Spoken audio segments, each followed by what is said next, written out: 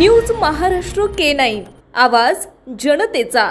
Pimpri Chinchwad police आयुक्तालयाअंतर्गत गुंडाविरोधी पथकाने मोठी कामगिरी केली आहे। भावाचं खून करणाऱ्या आरोपीच्या मित्राचं अपहरण करून बदला घेण्याच्या इराद्याने निर्गुण खून करून मृतदेह गुजरात येथे जाळून विल्हेवाट लावली आहे। मुख्य सूत्रधार राहुल पवार याला गुंडाविरोधी पथकाने ताब्यात घेतलाय।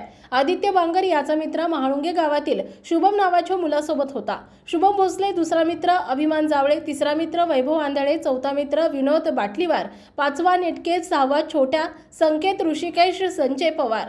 हे राहणार महाळुंगे याने एक तरुणास अपहरण करून त्याचा खून करून पुरावे नष्ट करण्यासाठी गुजरात या ठिकाणी त्याला जाळण्यात आले। त्या अनुषंगाने संबंधित मयत मुलाची आईने महाळुंगे पोलीस ठाण्यामध्ये तक्रार दिली होती। मिसिंगची तक्रार त्याच्या आधारे चौकशी केली असता संबंधित आरोपी आणि त्याचं अपहरण केल्याचं समजलं आणि अपहरण करून त्याचा खूनही केला आहे असं समजलं। ज्या दिवशीपासून खून झाला त्या दिवशीपासून आरोपी या भागातून फरार झालेलं दिसून आले। राहुल पवार हा या भागात औंदिया भागामध्ये येणार असल्याचं समजलं। त्यानुसार गुंडाविरोधी पथकाने सापळा लावून त्याला शिताफीने अटक केली आहे। परंतु त्याने आपलं खोटं नाव सांगितलं।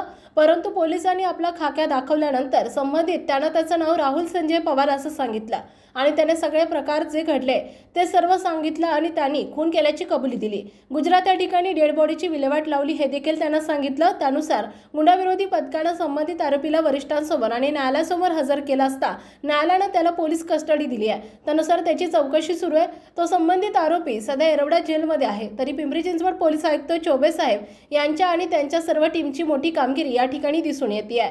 न्यूज महाराष्ट्र K9 साठी प्रतिनिधी करण ताटे, पुणे।